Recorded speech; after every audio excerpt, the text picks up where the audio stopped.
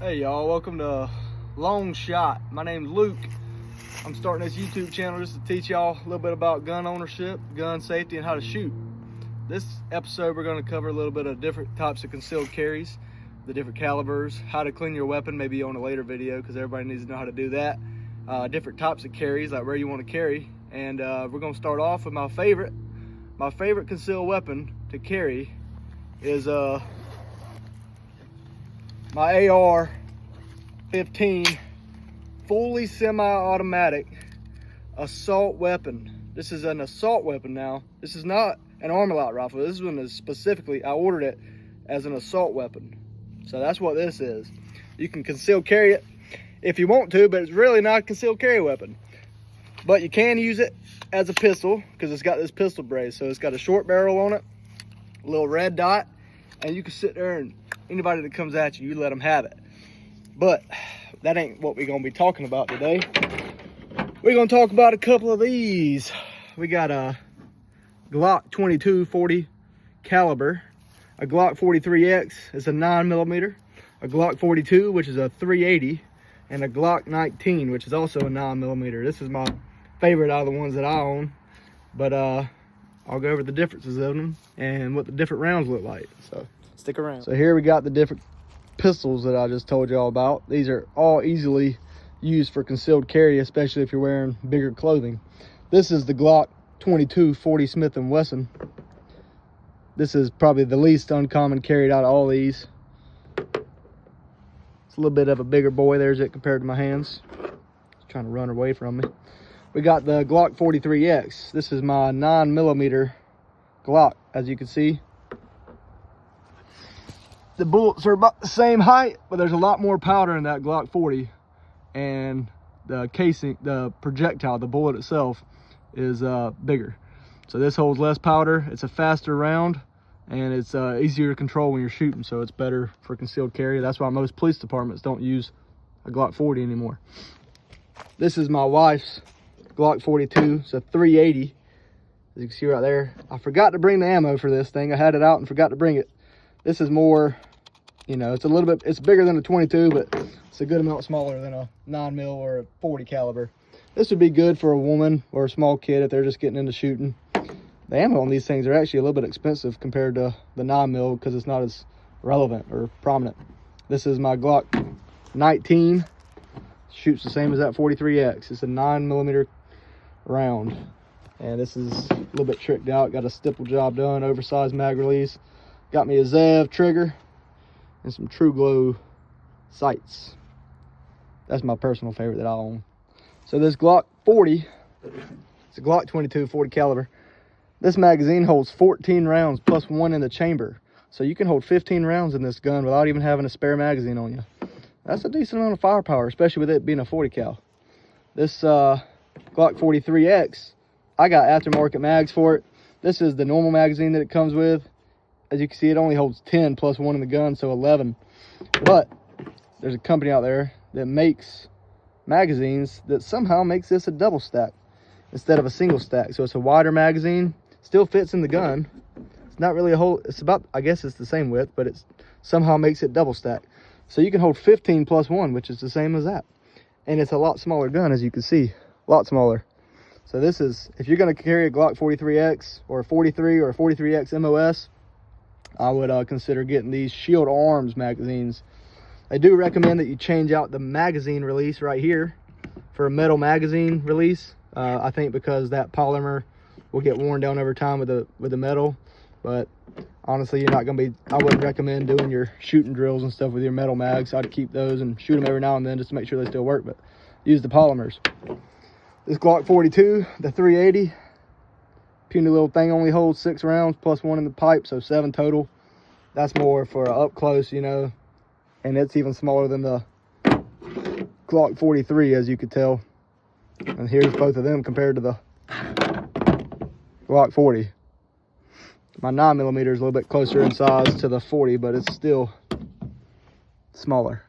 And again, that holds 15 plus one in the pipe, so you got 16 rounds on that sucker right there. And if you can't get it done with 16, then guess what? I got a spare mag attached to my T-Rex Arms holster here. And I actually got a Glock 17, I think it is, magazine, and it holds 18 plus 1 in the pipe. So you can have an extra 18 rounds right there, or if that's your primary mag, 18 plus 1. So there's the difference in sizes for all 4 of them right there put together. Anytime you're going to be shooting anything, really, even a 22, unless it's suppressed and you're shooting subsonics, it's recommended that you wear some hearing protection. These are a nice economic brand of electronic earmuffs. They have a switch that you can turn them on and off. So that's what that's going to do, is it's going to muffle the sound over a certain decibel, and you'll still get to hear people talking around you. So it's really good when you're shooting in pairs of people and stuff. So these are made by Walkers. I think they're like 40 to 60 bucks. I can't remember off the top of my head. Pretty good little set of earmuffs though. So might as well grab you a set of these once you get your pistol, get it all set up. And they're nice and comfy, and they fold down inside of themselves, so it gets pretty small. Keep them in your truck or wherever you got.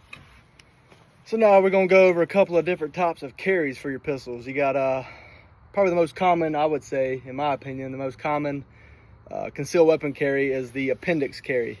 It's right here up front. You got my belt turned sideways so you can keep a normal belt, or they make concealed carry belts that your buckle can still be right there. This is my one that holds the spare magazine, so that's my Glock 19. Pull it out pretty quickly, you know.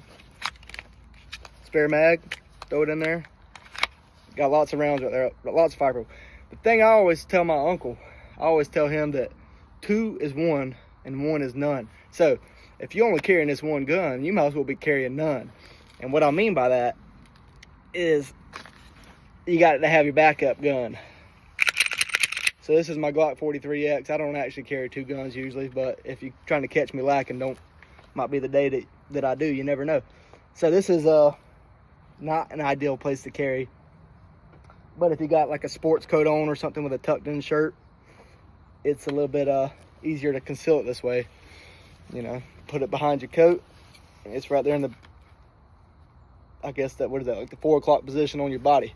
So you keep it hidden. You never know I got it. But then again, you don't even know I got this thing unless I show you. They do a good job. If you don't think about carrying it, if you don't think about trying to hide it, usually you can't even tell somebody's got it on them. And then guess what? If you're just walking the dog, you ain't got any pockets on your pants, or you wearing shorts or something, you keep this little tiny 42X right here, 42, I'm sorry, right here in your pocket. Or you can holster that bad boy on your belt. Perfect for that, but I'd make sure you have a good holster that is going to cover the trigger guard real good, so you can't get a piece of clothes or your finger or anything stuck in there and pull that trigger on accident and do whatever it's going to do to you.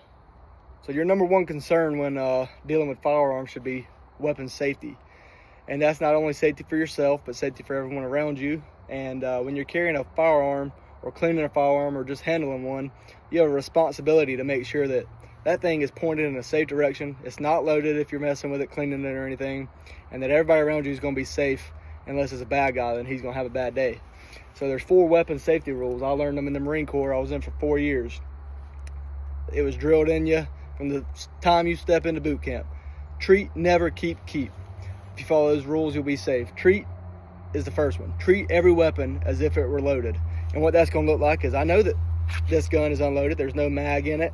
There's no round in the chamber. I'm out here all by myself, but I'm still cognizant, muzzle awareness. I know that this weapon is used to kill. It is not just a toy. It's not just a tool. It is a deadly weapon if you don't know what you're doing with it. Never is the second one. So never point your weapon at anything you don't intend to shoot or kill. So if I'm in a group of people, you know, I'm going to holster this thing obviously, but if I'm shooting around people, I'm going to always have muzzle awareness and make sure that I'm pointed in a safe direction where if this thing even does go off, there's no possibility of somebody getting hit.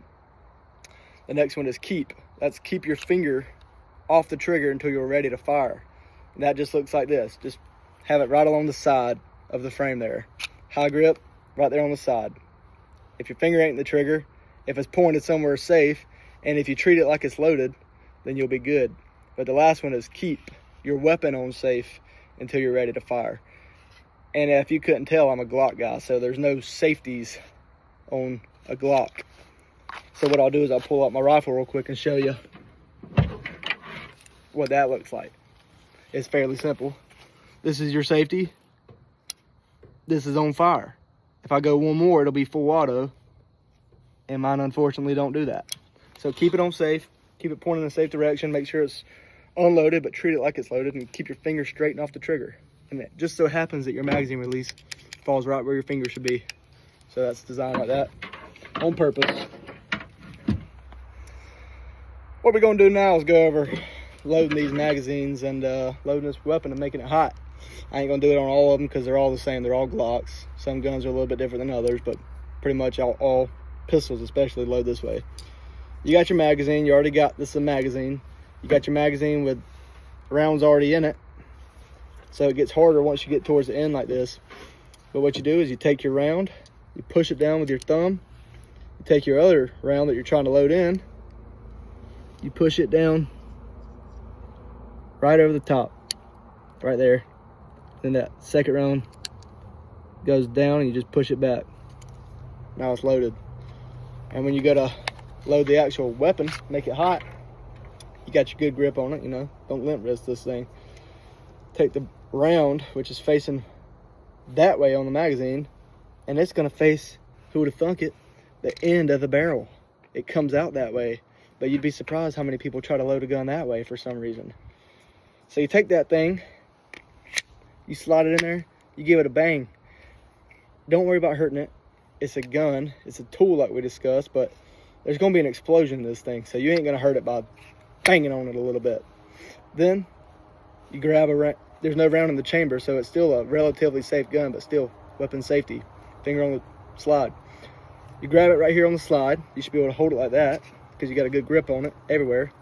Rack it back, let it go. Don't ride the bolt, don't ride the slide home. Just let it go home on itself. Let it go at the back and the inertia will load that round for you. You can do a little round check. Just pull the chamber back just a little bit. You can see there's a round in there. Just let it go again. Then you're hot. This thing's ready to shoot. So especially keep it as if it were loaded and like somebody's life depends on it now. So now we're gonna shoot a couple of these things. As you can see, I would be a horrible news anchor. I got a little white steel target set up right there at an angle. Got me a nice safe background with a swamp. It goes a long way back there, so I ain't gotta worry about anybody back there. Nothing's back there. There's a bunch of trees to stop everything. You wanna put your earmuffs on. And if you're just starting off, you don't have to start off from the holster. I would recommend just starting off, you know, bang, bang. But your grip should be high in that back strap. So it should look like that. It should be way up there. That thing should be firm, like a good firm handshake. Your second hand should just fall right there. Don't be doing any of this stuff you see on TV. None of that. There. Firm. Nice and firm. Somebody shouldn't be able to come up and take that gun from you. You should have a good marriage between your hand and that gun. And then when you're ready to shoot, we already know it's hot because we loaded it earlier. So you got your crosshairs. I'm going to stand to the side so I'm not flagging myself. You got your sights right there. That's how it should look. 2 in the back, 1 in the front. The 3 should line up. And then when you're ready to squeeze that trigger, you squeeze it and let them have it. So I switched from my hollow points to my ball ammunition. This is some aluminum cased Blazer because I ain't sponsored by nobody, contrary to popular belief. I pay for all this stuff, and maybe one day Glock will give me a free pistol. Who knows? You never know. Y'all like, share, and subscribe. Maybe we'll get there, right? Mr. Beast. All right. So we're ready to put some lead down range. You got that sucker loaded. You see my target right there. Let's get you turned a little bit. See if we can see both me and that at the same time. So you're just gonna point and shoot. Line those crosshairs up. Be nice and safe. Take your time. You're just working on finding that sight, finding that target, slowly squeezing the trigger, good grip, and weapon safety. And when you're done, the slide will lock back, so you'll know it's empty. But you still act like it's got a round in it because you never know when it's just got a jam on it. But we're empty. So that was the Glock 19. That holds the 9mm, you know, the most common pistol round by far. Then we got the big boy, the Glock 40, the big boy I got. You know why this is a Glock 40 is because they don't make a Glock 50. It's a 40 caliber because they don't make a 50 caliber, but they do. It's a Desert Eagle, and it's about as big as that rifle I just brought out of here earlier, and it's about twice as expensive. So we're gonna shoot this first, or next, I guess. So we'll put a little bit of ears on here, safety. And I ain't shot a Glock 40 in a while. It's loaded, made hot. These are hollow points because that's all I got in this thing right now, unfortunately. So same thing, weapon safety. Again, don't worry about the caliber, just point, squeeze.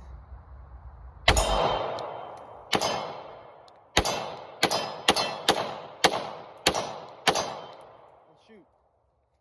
And if you get to where you can hit that many in a row from 10 to 12 yards away, then I don't think you got to worry about a bad guy unless they got a gun as well. But it's about confidence. That Glock 43X that shoots that same as that Glock 19, that 9mm round. This thing is tiny. I mean, you can't even, I could pull on my shirt and you can't even tell I got it, hardly. And it don't take up no space. You don't even notice you got it after a while. It is a little bit uncomfy carrying appendix style, especially if you got that stippled grip like I have on my Glock 19. But you get used to it, and just don't take the gun out the holster and try to bend over, else you'll puncture your lungs or something. Your intestines, I guess. So we're gonna shoot this thing a little bit. Same thing, grab it, rack it, and she's ready to go. A little bit smaller pistol, so get a good grip on it. It's gonna be a little bit snappier because it's got less weight to it. But it's just like any other pistol. Once you get used to shooting any of those,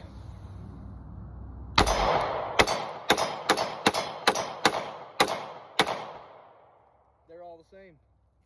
Especially in Glocks. I mean, other than the little bit extra recoil that you don't even notice when you're training or shooting at somebody with a little bit of adrenaline pumping. As long as you're confident with these things, know how to load them, be safe with them, and employ them,